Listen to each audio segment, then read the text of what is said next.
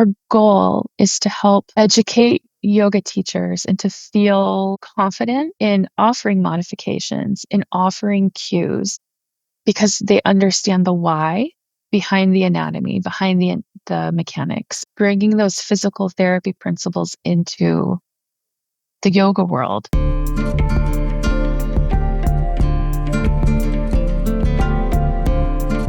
Welcome back to Full-Time Yoga Teacher Podcast. My name is Reika and I am your host. If you are a returning listener, thank you so much for coming back. I really appreciate you. And if you are a new listener, I want to say welcome. Thank you for listening to this week's episode. So this podcast, Full-Time Yoga Teacher Podcast, was created because I am a full-time yoga teacher.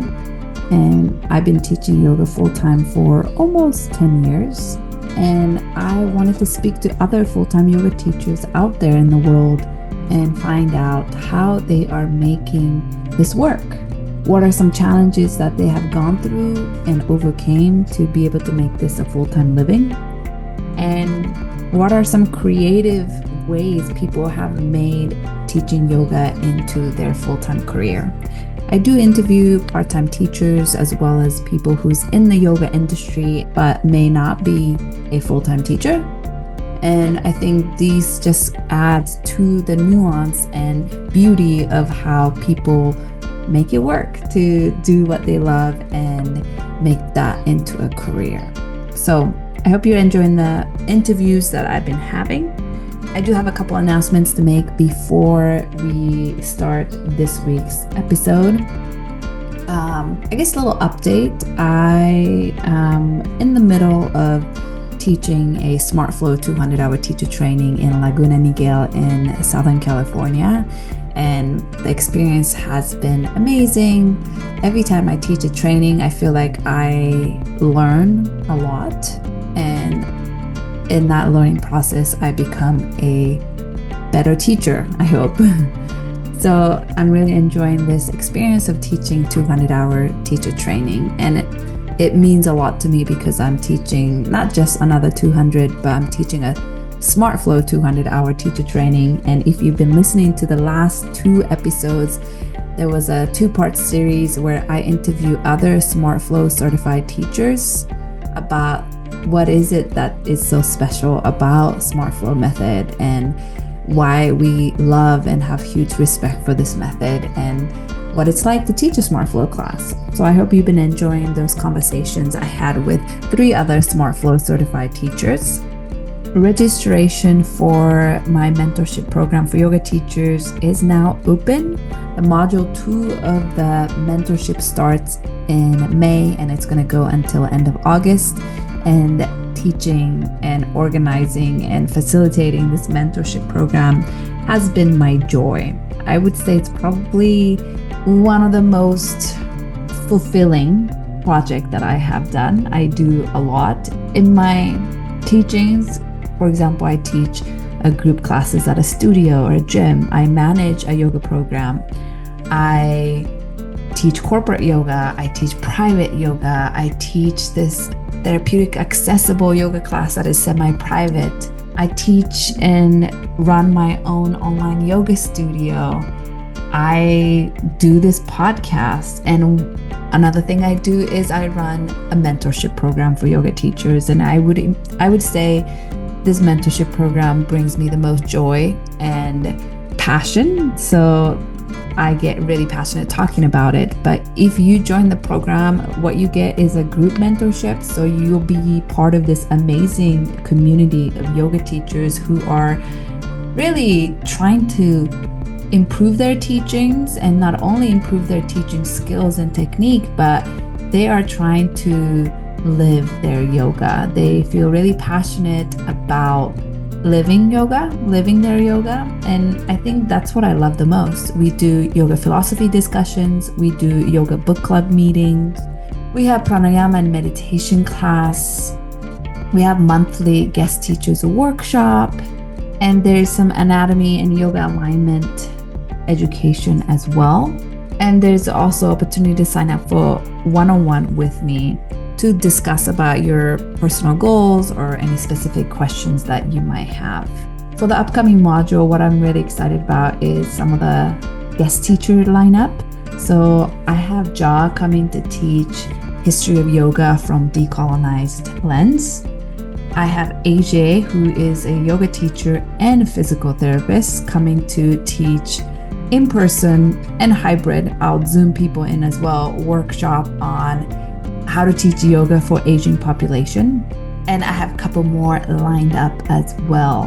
And another thing that is unique about this upcoming module is that we are bringing back practice teaching sessions where you can practice teach, whether it's a yoga asana class, maybe it's a meditation or pranayama class, maybe it's a yoga philosophy concepts that you want to get better at teaching, or it could be anatomy. Maybe you want to prepare yourself to teach anatomy workshop in the future. So we have practice teaching sessions where everybody joins and give a really useful feedback. So it's such a beautiful, wonderful place to kind of challenge yourself in a very safe and welcoming environment. So if you are interested in the mentorship program, I'll link the website page that's going to take you to the mentorship program, and you'll find all the information you need.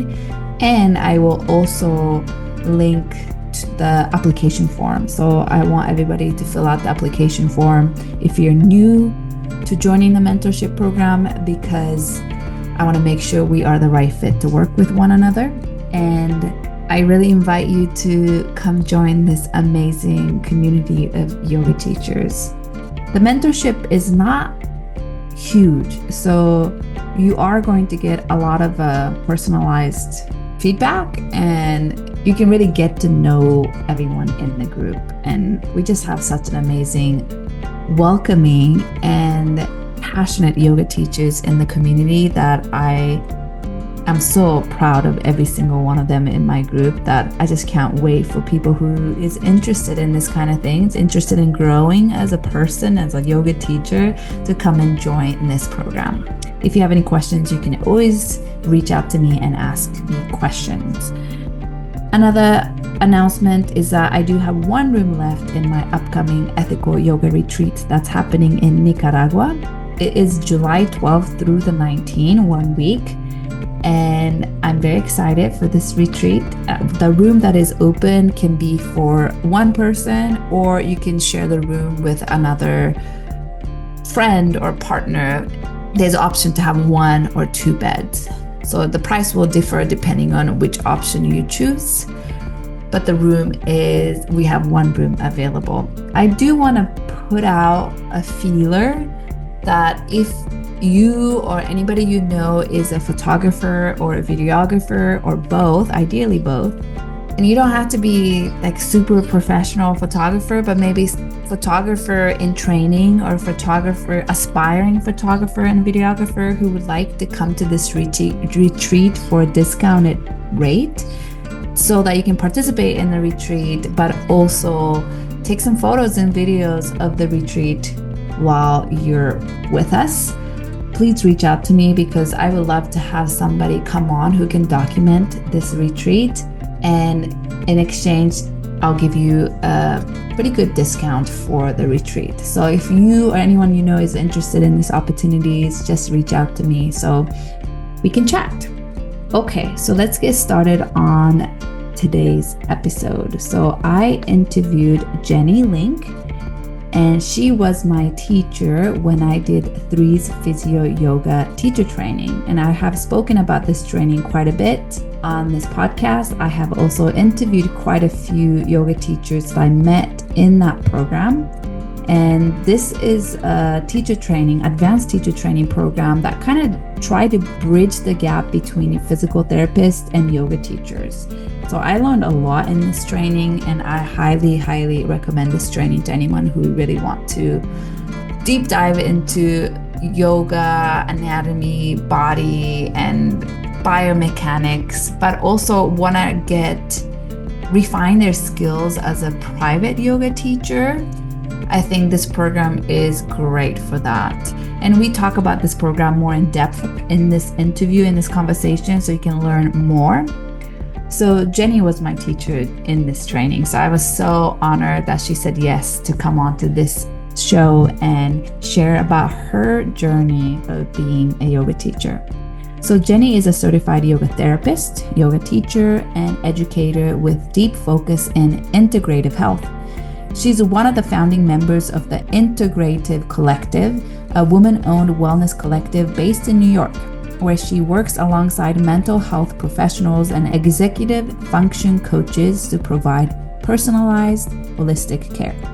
Jenny also serves as the head of education solutions and co-facilitates the advanced teacher training for the Threes Physiyoga method, a powerful blend of physical therapy and yoga education.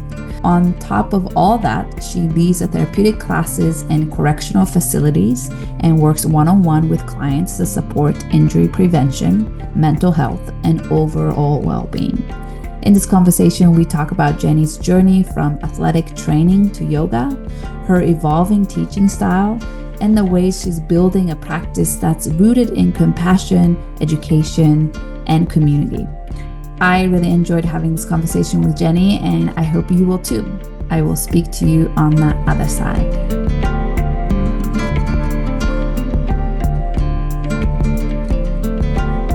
Welcome, Jenny, for coming on to Full-Time Yoga Teacher Podcast. I'm so excited to have this conversation with you because Jenny was my teacher when I took 3 Physio teacher training. And I learned so much from 3 Physio teacher training. And I actually had several of people I interviewed on this podcast already who I met through 3 Physio's teacher training, just like Olga and Marissa. So I'm excited that now I get to talk to you, Jenny, who actually teach, and is one of the organizers for this amazing teacher training that you do. So before we get started on that, please tell the listener, where are you logging in from, and also where are you originally from?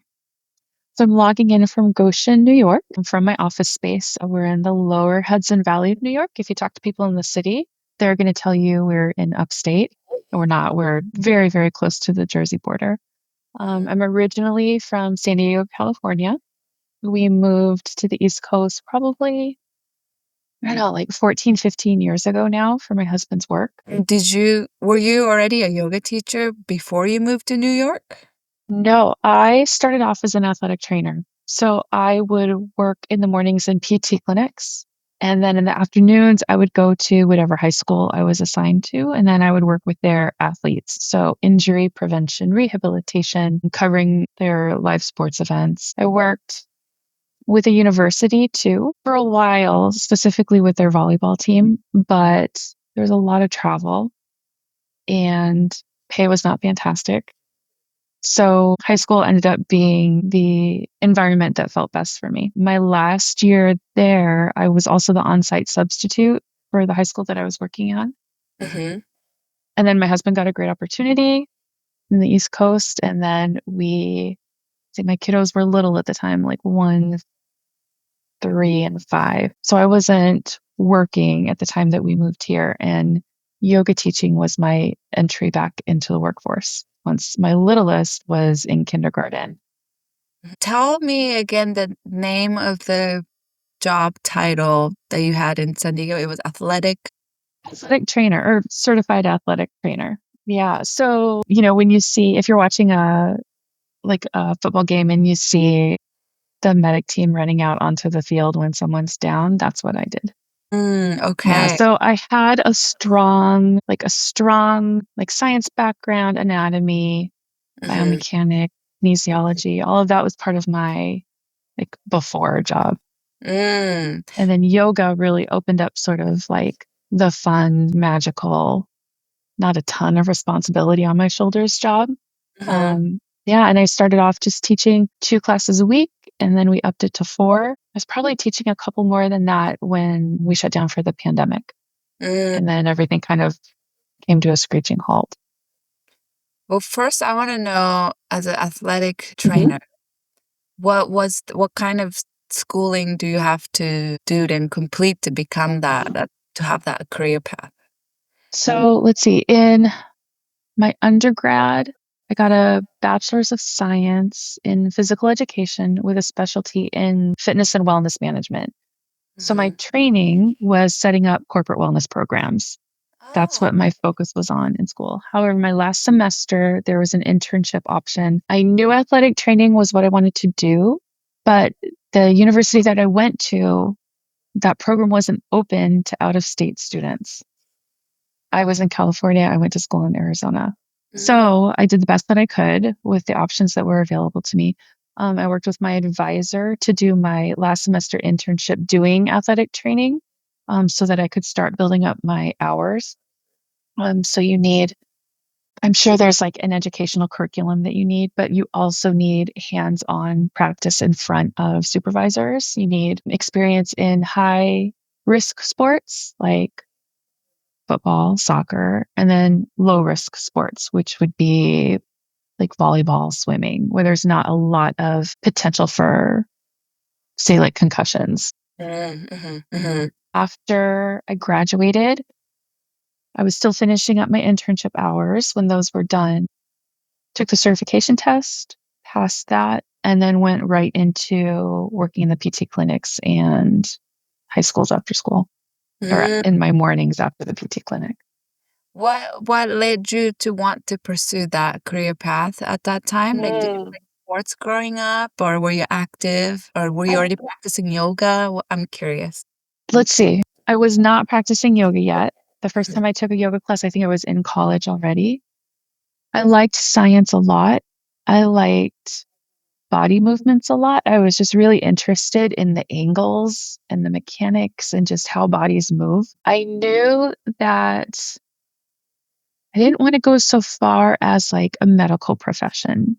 Mhm, I knew that that wasn't going to feel right as far as workload, stress load for me in school. PT, I was really drawn toward initially, but I didn't like the idea of being in an office 5 days a week, seeing lots of shoulder, like rotator cuff repairs, seeing lots of knee replacements, ACL mhm, tears, which, like, granted, some of those injuries I saw with my athletes, but mhm, in a training room, while you have your kind of consistent players that you see every day and you have sort of a routine that you build with them, it really is a different experience every time you come to work.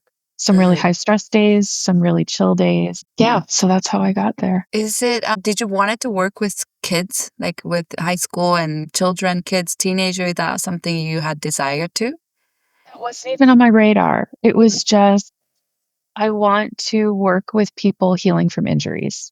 I think Mhm, that that was it. And, I did work at the university for a little bit and it was fun and engaging and obviously the athletes are at a higher level than in high school, but I knew that's not where I wanted to land up. I liked the breakup of the day of the clinic in the morning and the mhm. training room in the afternoons. That was nice, but it made for really long days. Yeah. Yeah. And that was a two separate job. That going to PT office in the morning was another part-time job, and then coming into school afternoon was another two different job. The clinic I worked at, by the time I left, I was directing this program, but the PT clinic that I worked at contracted with some of the public high schools in the area. Mm-hmm. So the high schools would come to us, say, we need an athletic trainer. Can you find one for us? And then we would do the hiring and the placement of the athletic trainers. And because most schools, some private schools do, but for the most part, public schools, they were lucky to have a trainer at that point Mm-hmm. dedicated to the school. So we would make a match and then everybody would kind of find their clinic to go to in the morning. So it was a very normal part of being an athletic trainer is you're in a clinical setting in the morning and you're with your athletes in the afternoon. At least back then. This was a while ago. And which one did you enjoy more? Being in the clinic or working with the school? The clinic was nice because I got to work with people who were more experienced than I, who had more education than me, who were doing brilliant things with research. But as far as the totem pole goes, we were at the bottom rung. Mm. So we didn't have a lot of room for creativity in working with patients. We didn't have, everything had to be signed off by um, the PT, I would say the majority of what I did in the clinics was taking through the patient's like exercise program. Or doing any of their rehab exercises, any modalities they needed afterwards. So like a TENS unit, E-stim, ultrasound. Yeah, so that was like I feel like repetitive has a bit of a negative connotation. It was repetitive, but in a good way because I got really good at what I did, built up really good relationships with the PTs that I worked with. Yeah. We were just in a little bit of a container, like a little bit of a limited container. It sounds like what you were doing seems similar to PTA, physical Mhm, therapist assistant. Is that very sim similar. okay. Very similar. Yeah. So physical, at least back then, the PT assistant, you would go through a 2-year program to get Mhm. that qualification. And then the athletic trainer, I think in the big picture, everybody had dreams of working for a substantial team. Mhm. And there were professional teams in San Diego, but even at that time, women were very limited as far as working with men's professional teams. It's changed now, thank goodness. But yeah, there were a lot of limitations. So that's so fascinating because I think I already told you last year or 2 years ago when we were Mhm. part of this program, but I always been so fascinated and I've been really wanting to work at a physical therapist office just to Remember talking with you about this. Yeah. just learn and just I can be the bottom of the bottom of the bottom, but I could be even like fly on the wall and just wanted to kind of see how they do things and learn some of the exercises they give to people with specific injuries and maybe like 6 months to a year. Like I would just love to like be there and learn and take that into my yoga teaching. So that would be something I would love to do. So I feel like you probably gain a Yeah. lot of amazing experience and yeah, I knowledge. did. And a lot of learning with how to deal with clients who are in pain and don't want to be there. And how can we make them feel better? Yeah. My skills at being able to do that are much better now that I've got a better understanding of stress cycles and how pain works and how people experience pain. Mhm. Um, yeah, I'm thinking back. So as you said that, this is funny because I'm picturing we had these boxes and boxes of cards Mhm. with exercises on them. So I Mm, would get my list of exercises for the patient and I would pull these cards and give them their little package when they get home. And mm, I had like my kind of dummy set of cards mm, just so that I knew and was familiar with everything that we offered. When I was going through the teacher training, my 200-hour teacher training, I wanted a set of cards like that. Like mhm. I wanted cards that showed up dog, down dog, the components of your sun salutations, everything so that I could like visually, put my sequences together. Yeah. Um, and I know when I took the threes training, Mhm, I really wanted something like that too. Just give me something tangible so that I mm. know if this, then this. Yeah. And what we learn along the way, especially through the threes training, is that there is no one size fits all. Everything is very nuanced. Yeah. We just take whatever education we have, we Mhm, bring it to the table, and we give our students and our clients the best experience that we possibly can. Right. mhm, And what's going to work for you, Reka, is not necessarily going to be the best option for me. mm, So it was hard coming out of that very protocol based environment mhm. to, well, I don't know, we got to figure it out.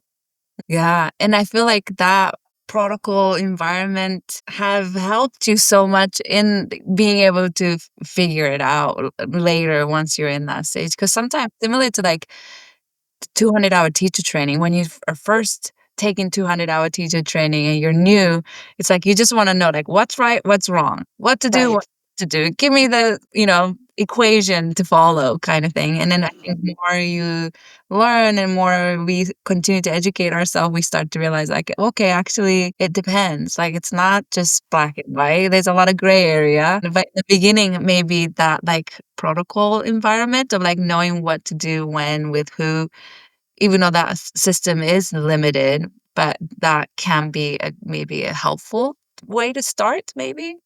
Yeah, I think so. And I think coming from such a highly supervised position, And then keeping in mind too, like that highly supervised morning into throwing me into every single sports team that the school has. And it's just me, very opposite ends of the spectrum, right? So I had a little bit of both worlds. I think that protocol based environment, I would say it got those routines to feel really good.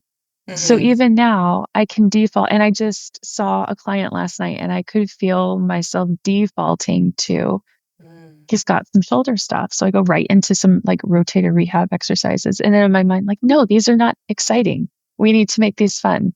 It needs to be more than just, put the knot of the TheraBand in the door and do some external rotation. We need to make it, as yoga teachers, we can make it much more individualized than that. Yeah. Okay, so now I want to know, so you move across the Mhm. country to the East Coast, and you left the host job that you had in San Diego. So I'm curious, like, what made you wanting to take 200-hour teacher training? Like, what sparked your interest of like, oh, maybe I could become a yoga teacher?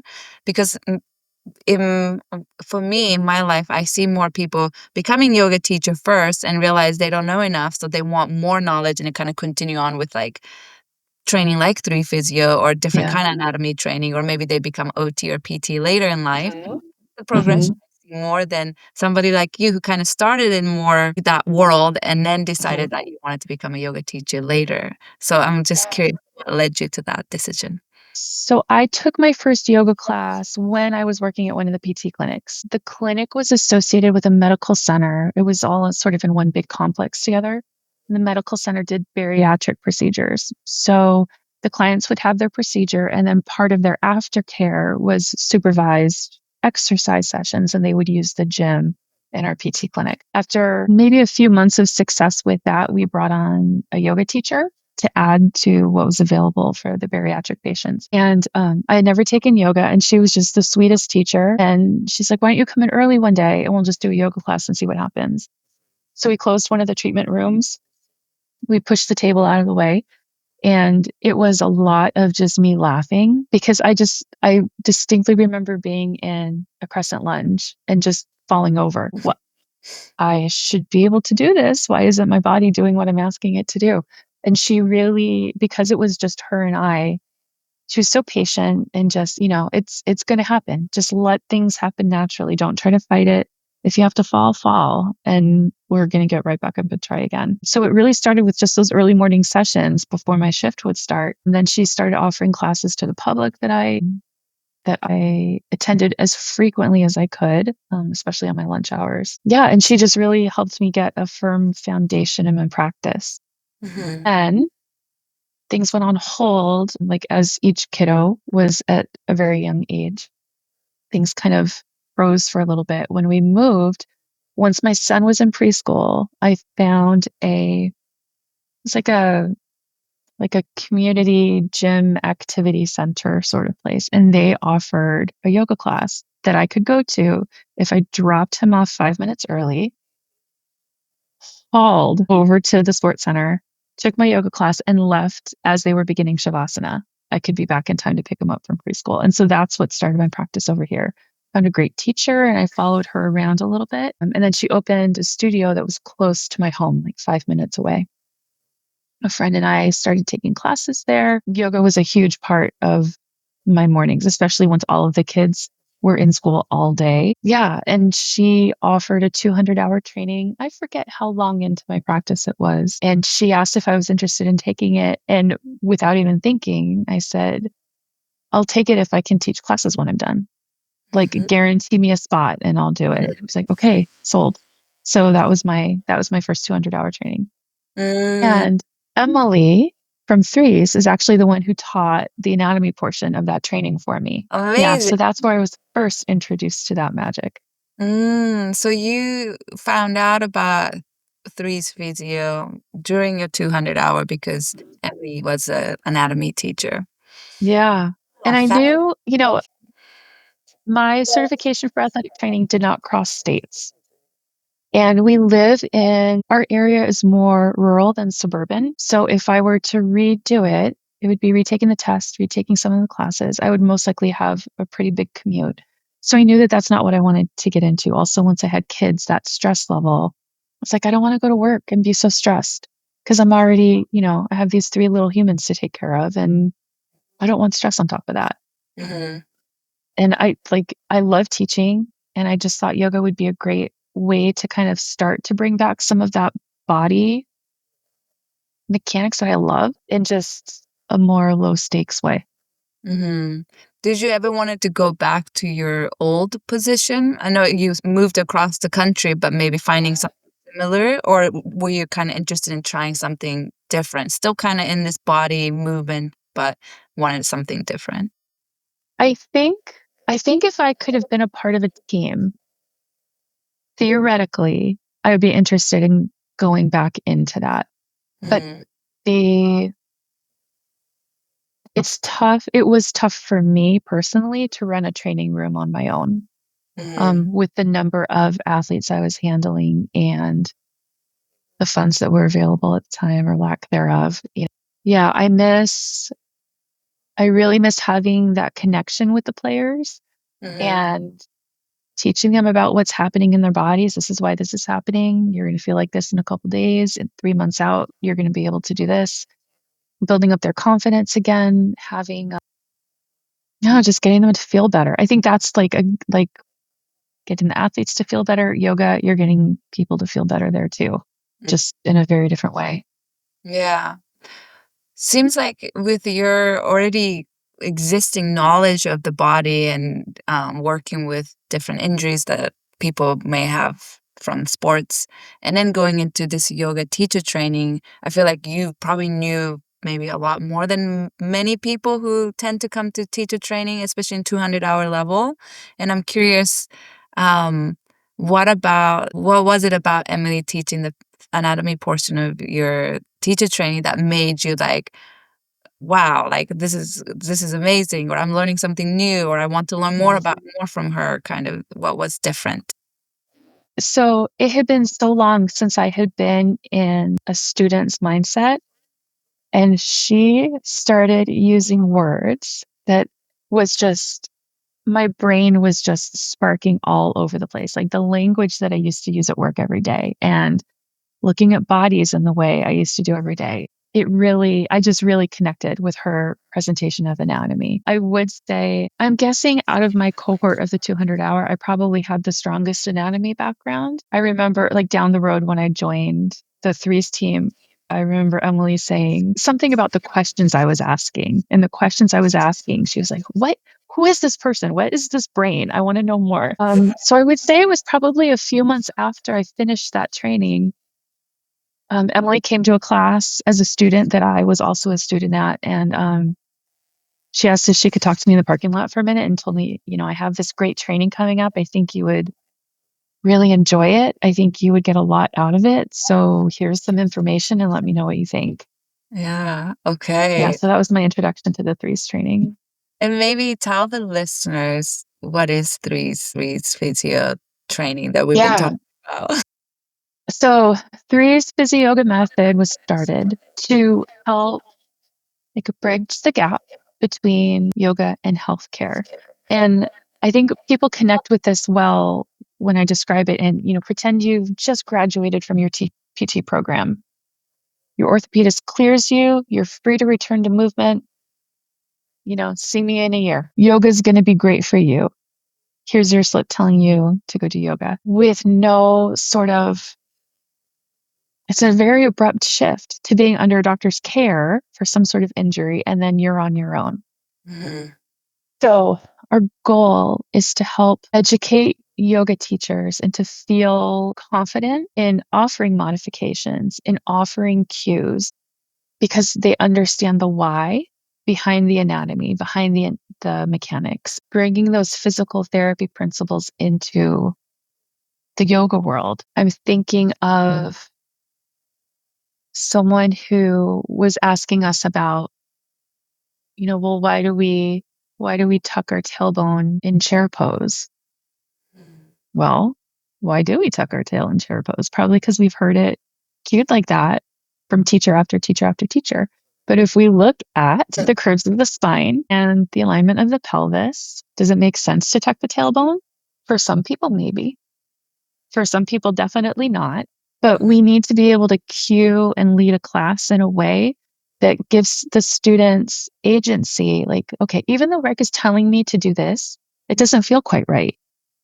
So to let them know that, yeah, even though I'm getting this cue, I don't have to follow this cue word for word. I can feel it in my body and find a more like easeful experience of this. So that education is part of it. And then we also try to prep our students to get ready to see clients one-on-one. And we teach them a very detailed movement assessment tool, which is yoga based. Everything is asana based. It can work for people who are very experienced in yoga, but the poses that we use are so simple that anyone who has never set foot in a yoga studio could also move through these assessment tool pieces. Yeah. Thank you for explaining. It was such a great training. Now that we're talking, I'm just remembering all these things. And you know what I also love is that I have, as alumni of the program, I can go back and watch the lectures and recordings from the past. So it's so nice to know that I can always go back and I have that resources whenever I want a refresher. Yep, absolutely. And for somebody like me who was just like still is, but I'm always just like hungry for knowledge. And I'm like finished teacher training. I love taking continuing education trainings and just like always like, I want to learn more. I need more. I need more, which I know it's not, sometimes you just have to like stop and like integrate, marinate. You can't just grasp. But this training was like, when I found out about it, I was like, so excited that there was this training that existed because physical therapy work has been something I've always been interested in. So I'm like, oh my God, this is like this fills a gap, you know? So it was a really fun training for me. So when you were approached or Emily told you there's this training coming up, I think you will love it. Um, did you feel like maybe I already know everything? Like, 'cause since you Oh, already absolutely not. no. I felt like I want to say I had only been teaching like 6 months or something like that. Uh-huh. And there's no way I'm ready for this. I just started teaching. And, she convinced me to apply for it. And I applied and I got a space in the cohort. Back then it was in person. Uh-huh. So it was multiple long weekends in the city, lots of hands on, multiple teachers coming in and teaching, different parts of it. But at the heart of it, it was all the same. It was the same assessment tool. It was the same approach of physical comfort and nervous system comfort. And when those two things happen, then progress is probably going to be pretty good versus if we were just approaching the physical part of it. And that's Mhm. another part of where like the yoga comes in, is that we're treating the whole person, not just the injury that Mhm. you're presenting to us. It must have been like I would have loved to be take this training in person. That sounds really fun. But I know making it online makes it accessible from people from all over the country and the world to come and join and take and learn this knowledge. So I feel like I know switching online maybe was necessary during the pandemic, but now your reach can be so far because Yeah. for this online. And it was good because we could get up and see, like, look at the scapula as it rotates upward when she brings her arm into abduction. You could see those little things when you're right in front of the person. And Yeah. when I was brought onto the threes team during the pandemic as another brain to try to help get this in-person training transferred over to online. When Mhm. everything shut down, there was a cohort who was right in the middle. And Mhm. so Diane and Emily asked them if they would be okay pausing for a little bit while everybody kind of regrouped. And then I was part of that regrouping process. And there was a lot of planning by Emily and Diana ahead of time to get the existing content online, but then also, okay, we've got this great opportunity now. What are we missing? Where are some gaps in the online or in the in-person training that we can put in online? So it grew and it grew and it grew into what is now this 8-month fantastic teacher training. We've tried really hard to keep those like connection points strong Mhm. Like, how can we replace not being able to look at Reika's shoulder in Mhm. person? What can we offer our students that's going to help kind of fill that hole? So we offer lots of in-person, or not in-person, live virtual events spanning different topics, different styles. We have movement labs. We bring in guest speakers. So we really try to make it an enriching experience and then also connect everyone within the Threes community. So you're meeting other Threes teachers aside from just the three of us who facilitate the training. Yeah. Yeah. Yeah, and I really loved the case studies. That was really fun. Mhm. It was a real life. It wasn't like made up somebody acting. It was a real life case study of somebody who came with, pain or something they're dealing with, and how we assess them, and we get to see how Mhm. they moved in the through camera, and that was like really valuable information and videos, and I got to learn and watch, and I think that was really helpful. And as yoga teachers, we don't really get a chance to look so closely at bodies like that. I mean, we're teaching a class, we're walking through a class, we're offering other options to students, but to really look at what's happening in that foot and then look what's happening all the way up the leg as a result. So I think this was a really nice introduction to that Mhm. really intense eyes on a body, what's happening here. Yeah. Okay, so now I'm curious to know what was your teaching life like Mm, before the pandemic? Like how often or how many classes were you teaching yoga, or maybe if you had other things you were doing as well? yeah, And it was, what was it during the pandemic, and then post-pandemic? How did it yeah. all shift? So pre-pandemic, it was a handful of classes a week, like 4 or 5. Mhm. I was teaching, it was mainly a vinyasa studio. I was teaching hot yoga, like just hot flow. I was teaching a morning class with a little kind of like intro to meditation, mudras, very gentle movement. Pandemic came, the studio closed. For a while, I was teaching weekend Zoom classes primarily for my kids' teachers Mm. as a thank you. Like their music teachers in particular went above and beyond during the pandemic to keep the kids engaged and happy and having, fun things to do. So as Mhm. a thank you for them, I didn't charge anything, and then it kind of grew a little bit. So some of my old students from the studio would log in. Mhm. Some weekends there would be like 18 or 20 people. Some weekends there would be 4. It was a really wide range.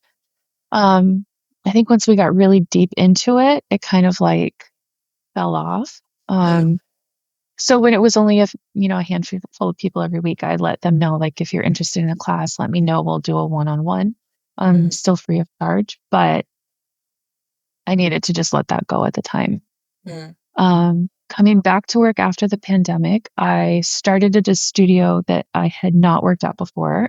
It was a couple towns over from where I lived. They had just opened back up and they were like, we're opening and we're here and we're ready for all of our people. Started with a couple classes a week. And then once I kind of had established myself there, I talked to the owner about bringing in some therapeutic classes, explained Physiyoga to them. Mhm. Great, cool, try whatever you want to try. So I had a handful of really diehard students who, because of the schedule, it was early morning classes, like early morning Fridays, early morning Saturdays, but they were there every single class. And we would just do a deep dive into a different body part every week or a different pose. And okay, if you want to feel really stable and easeful in your pigeon pose, this is what we're going to have to do. And these are the adjustments that you can be ready to make. This is the equipment you can use to get comfortable, but also giving them that little kind of tip of the iceberg education on, okay, this is what is going on in your hip when you're going into pigeon pose. And guess what? It's not just happening at your hip, it's happening at your knee and your ankle too.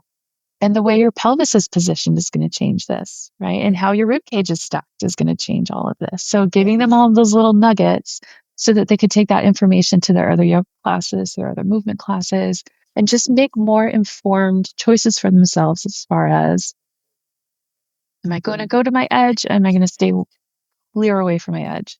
Am I going to jump the fence to the other side of my edge? And again, giving them that agency to make the call that they don't have to listen to what the yoga teacher's telling them to do if it doesn't feel right in their bodies. Mhm. After I started teaching there, we began filming for the online version of threes. Or maybe we had probably already been filming at some point, but this is where I really remember like being in the thick of it, filming the video portions. And we used the studio of another yoga teacher. And after she kind of saw what we were doing, when we finished, she asked if I would be interested in staying at that studio and teaching some of these therapeutic classes. So then that's where stuff really started to grow a little bit as far as like honing in on those therapeutic offerings. Yeah. That progressed to kind of getting a bigger, I guess, just like my role progressing within threes. And we were looking at potential podcast guests. And we were looking for a respiratory therapist because we were going to talk about like coming out of COVID and support during COVID. And I found one who was also a yoga therapist. It's like, yoga therapist, what is this? So then that sent me down a rabbit hole of yoga therapy. I was like, this is what's happening next for me. So applied, got into a program. It was a hybrid program out of New York City.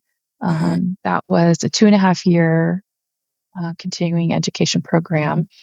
What's the name of the program? It was at Prema Yoga Institute, and Okay. it's an accredited program. She was the first one in the city. Dina Slamp runs it. She's an amazing teacher, an amazing practitioner. She brought together the widest range of teachers, mentors, facilitators. It was great. This is where I really started my deep dive into the nervous system. Like, Grace covers it really, really well. And this was just like cracking open this mystery even more. So at the end of the program, you do 3 practicums. So you kind of do this like intense sort of 2-month internship under one of the mentors. So my specialties were Ayurveda, cancer care, and then mindfulness and meditation for stress relief. Wow. So you went on to do teacher training, and then you took 3 physios trainings, and then now you work for them, and then that also led you to wanting to do a yoga therapy degree and finish. Yeah. Yeah. So yoga therapy, you take all of the aspects of yoga and then you apply it to support the whole person in front of you. So I see clients for stress relief, for sleep support, injury rehab, like post-surgical healing support. Yeah,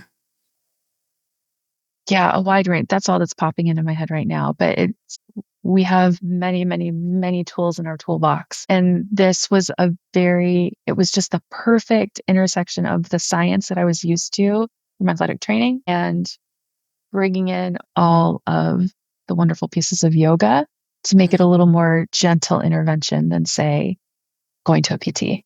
Wow, thank you for sharing that. I have a lot of questions.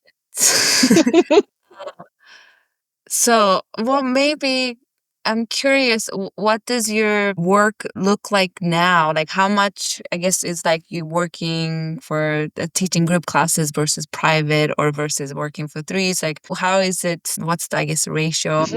How many classes, how many patients, clients, students you're seeing? Yeah.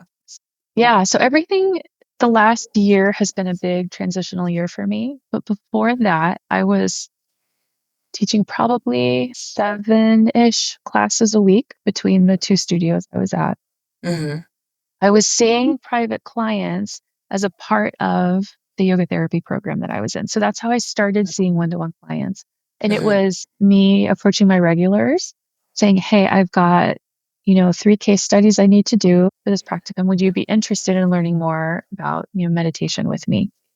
So they were nice enough to donate their time for me to give them these one-on-one sessions. That's when I was able to really start blending the stuff I had learned at threes with the stuff that I had learned from yoga therapy. Everything just like ran parallel to each other really, really nicely. Once I finished, some of the clients that I'd been working with in the internships stayed on with me for one-to-one sessions, and I was renting studio space at the 2 studios during their off times to meet with them, which, studio rental can add up very, very quickly. So I needed another option if this was going to be financially sustainable. So we took In the basement of our house, the previous owners had a little room down there set up as a gym. So we turned that into a yoga studio. It was my office while I was doing the teacher training or the yoga therapy training, but we turned this into like a trial yoga space to see if it would happen, if it would work for one-to-one clients, which it did. Yeah. And the scope of things I was seeing people for broadened a little bit. So there were more clients that I was working with. And I just made the decision that there were some clients that I didn't want coming into my home environment. Uh-huh. So in the back of my mind, I was like, okay, I need to kind of start looking for a space. And what I was hearing from people, why don't you just open a yoga studio? Why don't you just open a yoga studio? Uh-huh. At that point, I knew I didn't want this to be associated with a yoga studio. I want it to have a more clinical feeling, like still warm, still supportive, like a yoga studio would, but we're upping the intensity a little bit, like taking it a little more, taking the support of clients a little more seriously. I'm hoping this doesn't come out sounding poorly, but I wanted a space where I'm not teaching yoga classes. I'm really supporting people one-on-one. So I don't know. I kind of was keeping an eye out for spaces, but not actively looking. Um, and then just about a year ago, Emily from Threes reached out that someone she knew was looking for a wellness related small business owner to come on and form a collective for community support. Oh my gosh, this sounds great. I'm going to go meet with her. So I met with the woman who was putting everything together, and she had found the first floor of a building in one of the towns that I was working in. And it used to be a mini medical center. So it was not cute, but there were offices on one side and there was a giant space on the other side that could potentially be used for group events. And she is a licensed mental health counselor. There was another LMHC who had been brought onto the team already. There was an executive functioning coach and myself. And rent was a lot.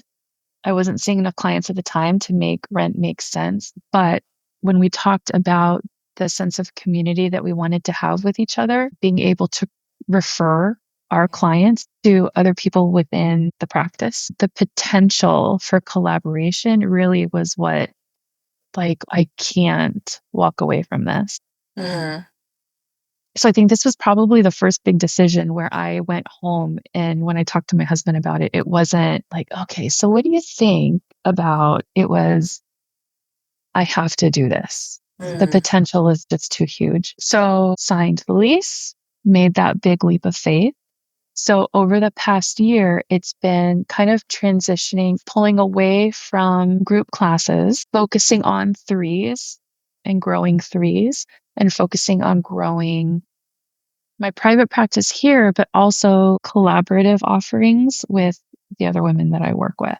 So there's been a definite shift away from group teaching. There's also been a shift towards more mental health support rather than physical support. I think when I first started doing one-to-one clients, the musculoskeletal, the neuromuscular stuff was really familiar to me, so it felt safe. And then I was asked to provide yoga therapy services for people in correctional facilities. And this is what really made that shift towards mental health support.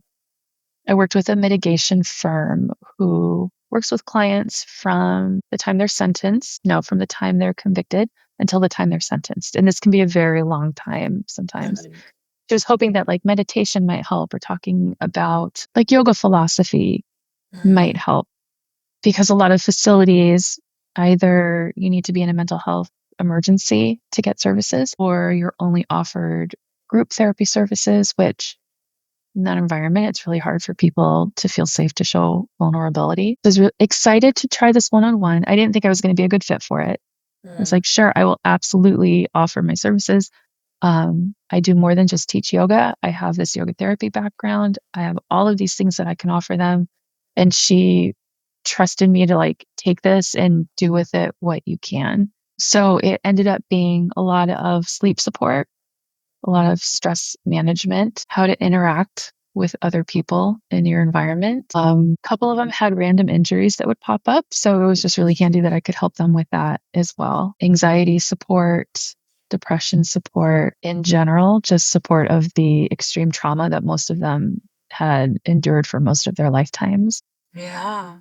Yeah, so that really surprised me at how natural it felt to work with them, Mhm. how engaged and interested they were in everything.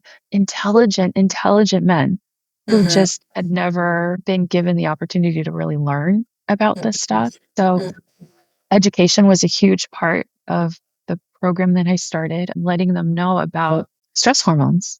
And if Mhm. your stress cycle isn't turned off, these hormones just keep pumping and pumping and pumping. Your adrenal glands are on like over time. There's a physiological reason why you feel like this. So let's see if we can interrupt that cycle and get you feeling a little bit better. So teaching them the science behind it, showing them the tools, and then practicing the tools. When do we use acupressure? Like we can use acupressure if you're standing in front of a person, you're trying to not engage. You can really subtly do an acupressure point that they're not going to know what you're doing. Now, you're not going to want to sit here and do opposite nostril breathing or alternate nostril breathing, right? When you're in front of someone. So Mhm. you can practice that on your own, like when you're back in your room in the evening, but giving them just a wide range of options that in any scenario that you are in, we're going to give you something to have in your back pocket to pull out and use for nervous system support. Wow, what an amazing work that you're doing. And I'm curious, like, what's the age group or age range of the, you said I mostly want to men? say the youngest one was probably around 22, oldest was probably in his 50s Mhm. at different facilities. And then different facilities have different ways of communicating. So some of them, it was just phone calls. So that was challenging, but we still made it happen. Some of them were Zoom or, like a Zoom equivalent. I did an in-person visit once Mhm. for an extenuating circumstance. So I went down and spent a couple of hours with one of them. You work with what you have and with Mhm. the access that you have. And then we kind of together figured out what worked for everyone as far as the support that they needed. Mhm. That is a big portion of your work that you do now, like with Three's Physio and then maybe one-on-one private clients that you have. Mhm. Yeah, I would say like if you look at my hourly allotment during the week, Mhm. the majority of it goes to threes Mhm. and then my one-to-one sessions, whether Mhm. it's corrections or with an in-person, like a client coming here to the office. Mhm. And then a little smidge is teaching. So right now I've dropped down to just teaching 2 classes a week. They're Mhm. both physio classes. They're both filled with students who have been coming to my classes for a long time. They love to learn a wide range of ages, but we do have a handful of older adults who just want to keep moving for as long as possible. Curious about this class that you teach at. I know you kind of proposed to the studio owner about like, hey, like I have this background, I have this training. Can we do teach more of a therapeutic kind of class at the studio? And it seems like the studio owners were really interested in wanting to try it as well. And I think I talked to you about this already, but I also at the studio I work at teach a class now called Therapeutic Accessible class.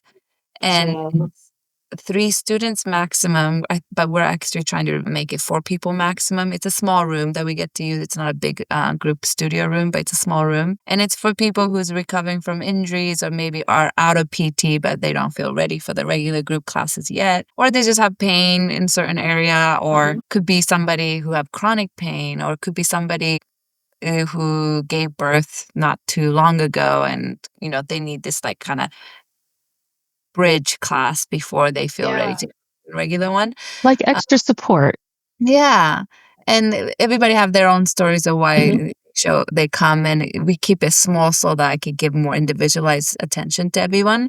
But it seems like your class is more, it is open to bigger groups, and you kind of decide to like, today we're going to focus on the positioning of the pelvis or something like that, and kind of you teach. So it's not specifically for anybody who's like injured or in pain, but anybody who wants to learn more about Mhm. the body. Is that how it is? Yeah, I forget what my class description is, but it talks about taking a deep dive into a different area of the body, learning what feels best in your body, and learning modifications that they're going to be able to do on their own when I'm not there with them. I So love. when we started off, I really felt like I had to be like checking on you, checking on you, checking on you, just kind of like going up and down the room. Now I'm much more relaxed when I'm teaching, and they're used to my language too, because you'll know like language changes once you do the threes training. They're used to the way I teach. So I'm comfortable. Like yesterday, I had, I think, 16 people in my class, all different levels. We have someone who's dealing with a frozen shoulder. We have someone who's dealing with, an ankle sprain. And then just everybody's like usual aches and pains throughout the day. We spent, I had in mind one specific thing I was going to do in class. And then someone came who hasn't been in a while who really loves hip mobility stuff, like really good brain work. So the first half of the class was doing a little bit of hip mobility, a little bit of brain work. And then we got on the floor and just played around with a blanket. Like, how can you roll around on the floor and keep the blanket staying on your foot? I'm not going to tell you how to do it. You guys know how your bodies move. Let's see what happens. And then for anyone who didn't want to do that, I gave them like some rotation, abduction, adduction blanket slides to do. So everyone's just kind of like, I just want a lighthearted approach to these classes. Like, there's no right or wrong. If we're doing a block pass behind the body to get shoulder mobility going, like, yes, blocks are going to fall and they're going to fall and they're going to bounce and they might hit someone else's leg. Like, that's okay. This is all part of it. Just taking this playful approach, this approach of curiosity. Like, I had no idea my body can do that. And I was rolling around the floor, balancing the blanket on my foot. So giving them that little boost of like yoga can be more than just the yoga poses, right? It's just making that connection with your body. We're doing it in different ways than a traditional vinyasa class, but we're still making those same connections. And what's the title of those classes? Those classes are just Physiyoga. Physiyoga class. At the other studio I was teaching at, we called, I think that the studio owner didn't love the name because people weren't going to be familiar with it. So we called one of them Yoga Lab and we called the other one, it was like movement and mobility or something like that. But in essence, I approach all of them the same way. Yeah, I love that. I always think about the name of the classes. I think we had this conversation in our cohort. How can we call the class, or what are some great descriptions for the class that actually give a great idea what the class is about for students who's curious about the class. So I love that you do that, and I feel like I don't here in where I live in Long Beach and Los Angeles. I also teach in Orange County, but I don't see too many studios who offer that kind of classes. It's pretty rare that the one of the studio I work at offer or let me teach this kind of class. And I'm seeing more of a trend of what's popular is like hot, hard, sweaty, I feel Power. the next day kind of class. But in your opinion, and you're also in the opposite side of the country, so like, do you feel that is also popular where you are, but then there's still like pretty big need for these kind of slower awareness based kind of class? So I think, and even between the city and between New York City and where we live is very, very different as far as people's expectations of yoga. During pandemic, a lot of people moved from the city to our area, and there was a little bit like, wow, things really are slower out here. Like, there's not a yoga studio on every corner. There's not a Starbucks on every corner. It's like a lot of mom and pop shops and independent yoga studios.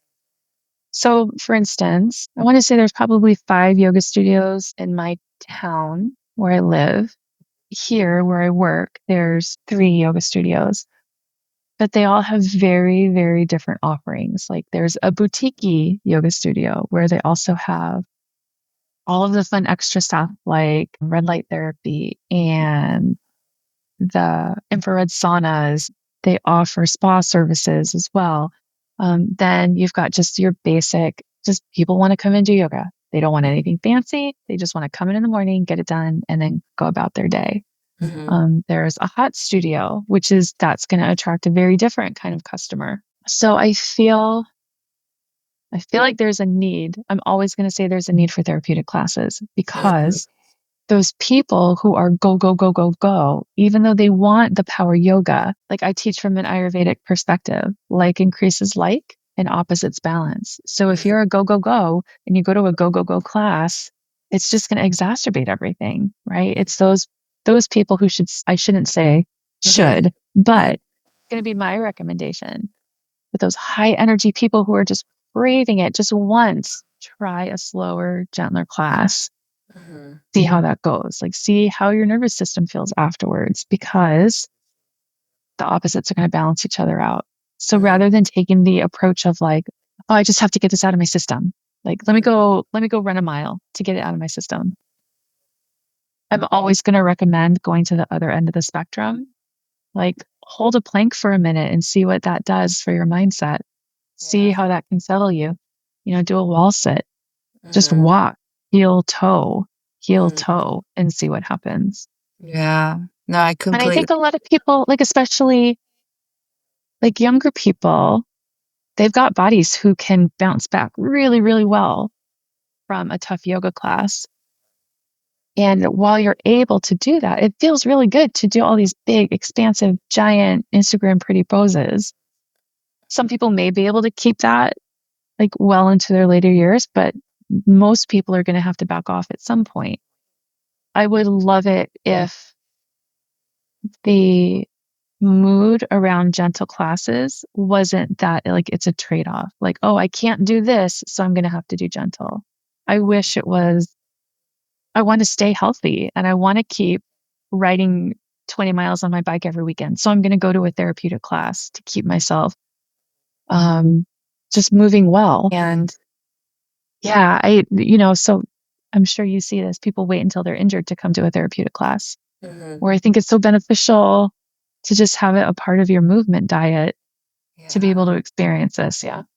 Yeah, that's such a good point because I think the class I'm teaching is bringing people who's in pain. Maybe they were that go, go, go people who's like, I love taking, sweaty hot yoga, fast yoga, arm balance, handstand, and yoga with weights. And then they get injured and they come to my class and they start to like find out more about their movement patterns Yeah. things, and then they get to work with nervous system. But like you said, if there was already classes offered that is slightly, because I feel like the class you're teaching is slightly different than the one I'm teaching. It's more of this like educational, and it's also this preventative. If you could have this like once a week in the mix of your other classes you take, if you take your therapeutic class once or twice a week, then you can move smarter, or you can move in a way that's Absolutely. more safer, or I don't want to use fear-based language, but in a way that is Right. more um More comfortable, more easeful, more, yeah.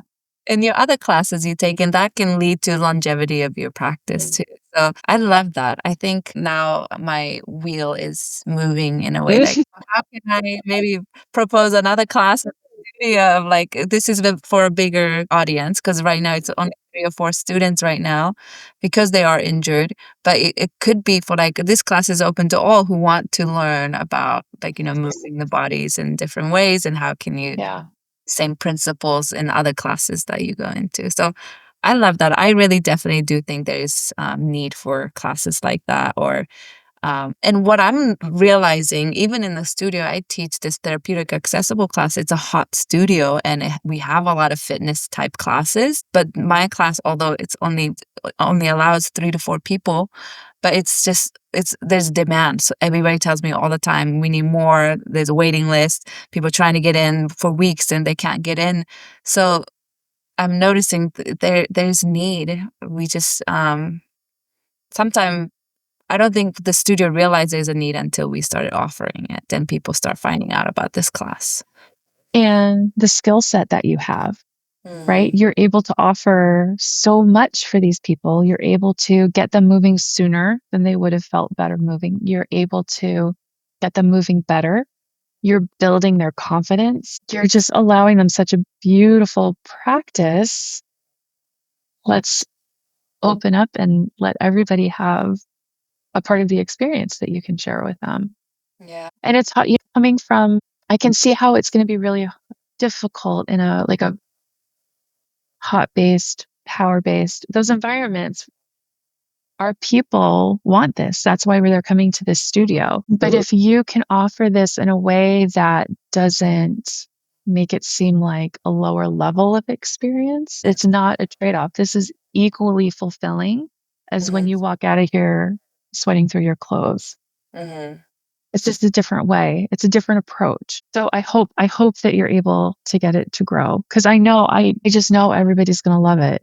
Yeah. Everyone's going to love your offering.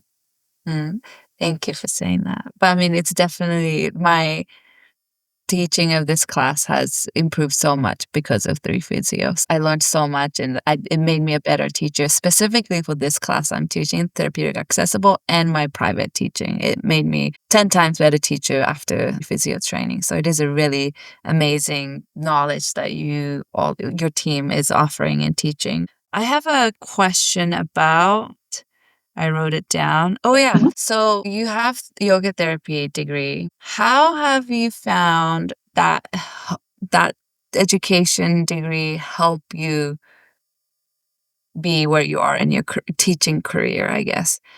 I've seen it happen both ways, of like people just thriving in the yoga therapy world, just getting hired by like clinic or rehab center or things like that. But then I also see in a way that they're still teaching, typical group classes, 30, 20, 30 group classes, because they still couldn't utilize the maybe skill set or degree in a way. How can we differentiate from group class teaching and kind of move more into private work, or the work kind of work you're doing, and actually utilize that education you got? In my mind, I was going to be flooded with clients who are taking my classes. And I just love to teach. I love to give little nuggets during my classes, even the ones that weren't therapeutic. And people knew that if something was going on, they could come talk to me after class. And we could talk about, maybe these are things that you could change, which, right, in retrospect, maybe that was to my detriment, because people knew they could just come talk to me rather than schedule a session with me. We also live in an area where, at least from my experience, it's not super common for people to pay for private yoga sessions. It happens, but it's definitely not a norm. I hate marketing. I hate self-promotion so much, Rika, so much. We struggle with this with threes too. You need us. You need me. You need my services. How can I convince you that I can really change your life by what I can offer, right? That's the message that we need to get out. My Ayurveda mentor, I meet with her about once a month, every 6 weeks. And we were talking about this shift that I was feeling needed to happen professionally. And she's like, "Why are you teaching so many classes? Tell me." Like, "Well, really, I want to keep my foot in the door for private clients." And she's like, "Tell me, over the past year, how many private clients have you gotten from this particular studio?" One. And she's like, "It's okay to walk away, to spend more time investing in your future as a small business owner, than using air quotes, keeping your foot in the door for private clients." So that really made me think about it differently. She's like, "You can be putting that time into planning for workshops. You can put that time into going to chiropractors' offices and meeting with physician assistants," and which is what we counsel all of the learners in the training to do, right? And then I'm having to turn it around on myself. I will say I don't have as many private clients as I would like, but that's okay. Like, I'm still trying to find like a narrower, this is who should come to me. If you are on the verge of burnout, if you want to avoid burnout, if you just don't feel right in your body, these really subtle things that, like, I don't really feel good. I don't know why I don't feel good, but I don't feel like myself. It's like when people are in that state, that's when I want to bring them in and look at what we can turn this into. I will tell you that were I on my own, this would not be a sustainable career as it is now. When I was going through the yoga therapy program, I thought that it would hold more weight in the professional world. Maybe it does in New York City, doesn't here. I have to do a lot of explaining of what a yoga therapist is. And especially with working with corrections, I was really limited when I realized that I wanted to try to grow that a little bit. Lots of roadblocks because I didn't have letters after my name, or I didn't have a degree in psychology or a master's in psychology or a related field. And that led me to being in the middle right now of applying for grad school to become a clinical mental health counselor. For a long time, I was kind of being a brat about it. Like, I went through this 2+ year program for yoga therapy. I have the skill set to be able to work where I want to work with the skill set, right? I should be able to show you my certificate number, my membership number. All right, come on in. We'd love to have you. And it's just not like it is like an up and coming profession, but the data's there that shows that we're really helping people and making a difference in their care. So this, I hope, is going to let me really blend the two together and have a consistent stream of clients, because there's such a shortage when I go to refer clients to mental health care. They're not taking new patients. Oh, they're not taking my insurance. Oh, they're 2 hours away and they don't do telehealth visits. There's a lot of roadblocks. So I do think this is really going to let me help my yoga therapy clients as well. But it's also going to be an additional revenue stream of people who are just coming in for therapy. So in my perfect world, I'm splitting my time among work with threes, mental health support, and then my yoga therapy stuff, which all of those things together are going to help me really like grow the offerings for the correctional environments that I'm trying to build. That would be a perfect scenario. One where I'm not having to bend over backwards and get people in through the door. Yeah. Thank you for that honest response. I have a lot of yoga therapists on the interview, and I asked them similar questions, but everyone's path is different. So it's so hard to like generalize it all because everyone's just so different depending on where you live and who you work with. I'm curious if you can do it over again. Would you have done it in a different order of things, or would you take a slightly different path to trying to get to where you want to be? Or you can also think of it as like if somebody like me came to you for advice of like, should I go to PT school? Should I go to, you know, yoga therapy, get, 2.5 years of degree? Like what kind of advice would you give that person? Or, in your case, would you have done it in different order differently now? I think if I had done it in a different order, I wouldn't have found this drive towards mental health. Um, when I was brought on for the corrections project, I was looking for other programs offering one-to-one services.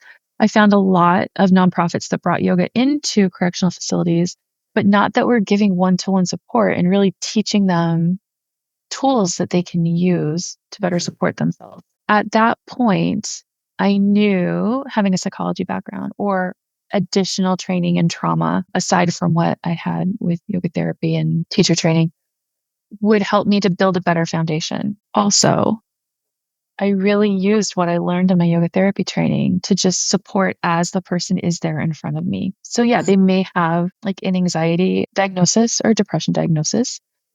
I'll take that into consideration, but what do you need from me right now? I think that really being forced to learn as much as I could and lean on additional resources, that kind of showed me that there's a spark here as far as the mental health support. And then because of health stuff, I had to tone back a lot, or not even tone back, cut out a lot of work over the last year. And I had to prioritize. And when all was said and done, I was prioritizing threes and the mental health support. So I think that showed me a lot.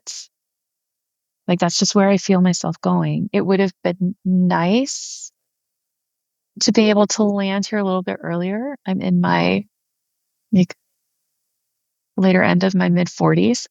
But I had a young family. We live in the area that we do, it's not like I can drive down the street and get another degree. It's like it took a little bit of a winding path, but everything was connected either by movement or by education or by just helping someone feel better. Like that's been the consistent thread through what I've been drawn to for work. So it might have been easier if I took a different path. I don't think I would have been so sure in where I'm supposed to go next if I had taken. I don't know. Does that answer your question? Yeah, definitely. Because I think the path you took have led you to find oh, this is what I enjoy, or this is what I really want to continue learning about, or this is actually who I want to serve. And without that path you've taken, you wouldn't have got to that answer. Yeah. What kind of advice would you give? Which you probably do give a lot of advice. You're part of Advice. Physio. What kind of advice do you give? Because I'm sure you heard. I probably wasn't the only one who asked these kind of questions to you or in the program of like, where like what's Yeah. next or how can I grow How do I as a turn this into something? Right. Yeah. And that's part of how we have that roundtable in the training on the business of busy yoga. We're actually on the books for in about a week and a half. We're going to have it for this cohort. oh And the nice. question is always like, this is what I do now. Now I have all of this new knowledge. What do I do with it? And I'm just going to say what my mentor told me at the beginning of last year. Like, what do you want your next year to look like? Like, when we meet back in a year, what do you want it to look like? What do you want it to feel like? What's your next step to get you in that direction? Right. My answer to that question, like, I don't want to have to work so hard to get clients. What do I need to do? I need the letters after my name for mental health. Okay, so that's what we're doing next. It could be, okay, I want to go from offering just group classes to offering like a 3-class series on stacking or tripod foot. I'm taking these themes from the threes training. How can I let people know that there's more behind I'm just giving you asana to do in a group class? So maybe start with little workshops or a little master class. Take a series of movements, maybe take a sun salutation. Can you do a master class on, let's really get into this, figure out what our body's doing a sun salutation, and let's create our own personal sun salutation that is the best for our body, the way we're put together, the way we're aligned. As far as like marketing, promoting, I'm not the one to ask because I'm so horrible at it. I'm terrified of social media. I send out emails or newsletters to people who are on my email list. I feel guilty every time I do that. It's just one more thing clouding their inbox. So yeah, I have no advice on that because I don't know what the best thing to do is. We spend a lot of time at our meetings at Threes talking about how can we make this connection with people, because we're positive once they connect with us, they're going to see the magic. It's the same thing with all of us as practitioners. Like what I said earlier, you guys need us in your lives. So let's connect and let's make that happen in a way that allows me to do this for a living without having to get a side gig. Yeah. Thank you for sharing that. That was all really, really good. It made me start to think a little bit more. I mean, I guess it's never ending. I'm constantly, Right? Just curiosity. What could this become? What can this turn into? and I started thinking about like different people's stories of like I interviewed a yoga teacher who became a yoga therapist and now she's in grad school to become a social work, and she really want to combine those things, but without the social work degree, she's not able to use her yoga therapy knowledge. Like she needed the name or the letters under her name to be able to bring it to the place she wants to bring the yoga therapy work to, and she may not call it yoga therapy in those spaces, but she can still use it. Yeah. And I know a teacher who was a yoga teacher, a group teacher, became yoga therapist, and then became an OT because she realized like she was too limited with the yoga therapy certificate to do the work she wanted to do. So now she's an OT. And I even had a conversation with Julia, part of the Three Physio, who's is back and doing Back in PT. PT school now. Yeah. Yeah. And for her too, when I spoke to her on the phone, she was saying how she, felt limited in just being a yoga teacher, and she wanted that title to be able to like diagnose and give people different workout exercise protocols, and also like a lot of commonality I'm hearing is also this like a safety net, or almost like like future like money. Yep. I absolutely understand. Yeah, there's that more of a safety with having jobs with those that require the right? title. Yeah. So I think yoga therapy is a part of a lot of big medical companies. So like if you were to go to Memorial Sloan Kettering, any of their cancer facilities, there's an integrative yoga therapy department. Children's Hospital of Philadelphia, there's an integrative yoga therapy department. So these big powerhouse medical facilities are offering this. They are hiring yoga therapists. However, if you're not in a metropolitan area with one of these facilities, it's going to be hard to get a full-time clinical position. When I was going through the program, I was thinking in a perfect world, I would do 2 days a week clinical, 2 days a week one-to-one clients. So if I were to do clinical, it's going to involve a significant commute right now. It is growing. I do know yoga therapists who work with like in a chiropractor's office or in like a small like general practitioner, like family health, like a family office. And so there are people getting hired. It's just not mainstream as if like, well, I need to hire a personal trainer. Let's bring them on. There's not as many of us and there's not as much knowledge of what our scope of practice is. I'm confident it's going to get better and we're not going to have to fight so hard to be heard and appreciated for our skill set. But using that phrase safety net that's exactly what we need, right? In the meantime, I've got to have something else to make this potentially like a true full-time sustainable career. Yeah. Yeah.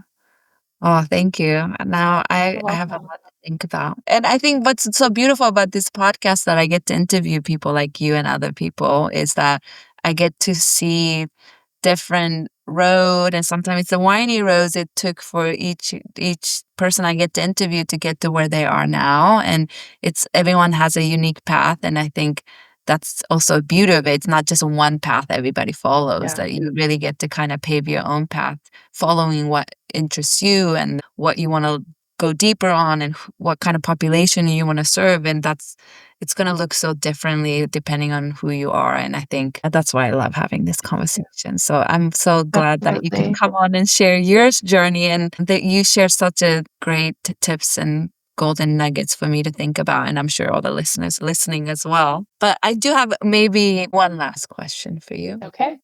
What does success mean to you? In the yoga world, I want to be considered a safe place for people. Like they know that I'm part of their support system, whether it's just me being a human that's on their team or whether I'm part of their care team, coming out of an injury. I want to know that my people feel safe with me and I'm at the front of their mind when someone's asking like, hey, I've got this problem. I know the exact person and that person is Jenny. I want them to feel that I'm there to support, there to give them what they need at any given time. My job is to make you have the best experience you can possibly have. And I'm just going to be their cheerleader. Thank you, Jenny. Is there anything that I didn't ask, any question that I haven't asked that you want to still share with the listeners? And and also let the listeners know where they can find you, work with you, or anything you want to share about your offerings or anything upcoming for you. Yeah. Well, if people want to get a hold of me, my website is yogalinckllc.com. I do in-person visits and Zoom visits if anybody's interested. Like I said, I'm veering more towards mental health support, somatic mental health support to be more specific. But I'm also still doing neuromuscular and musculoskeletal support too. I teach workshops here at my office space. And really, it's just like we're just this small group of people hoping to build more community and more offerings for education and just allowing everybody to connect in a really, really supportive environment. Thank you so much, Jenny. Thank you. Thank you for being here. Thank you for your time. This was a great way to spend a Friday afternoon. Yes, I really appreciate it and enjoyed this chat.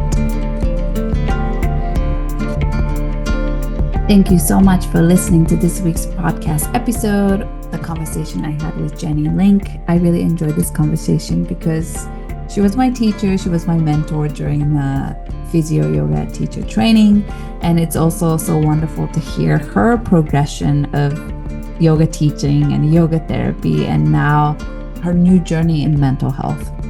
I always learn so much, and it gives me a lot of food for thought when speaking to other yoga teachers, especially yoga teachers who have gone to yoga therapy school and have graduated it, because that's something I'm interested in, yoga therapy, physical therapy, but thinking about more years of schooling, plus thinking about the cost of tuition to go through those schools, makes me really second guess and wonder if that is the right path for me.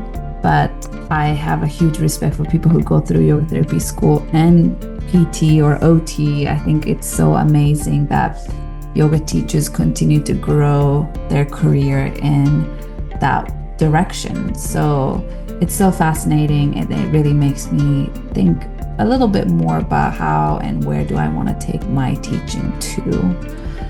If you have any thoughts, or if you were inspired by this conversation, or you have a goal, a dream to take your teaching to another level, or take your teaching to slightly different directions, I would love to hear from you, because I just, love to know how other yoga teachers grow and develop and move through their journey. So anyway, if you're having a similar thoughts like myself, I would love to hear from you, so feel free to reach out to me.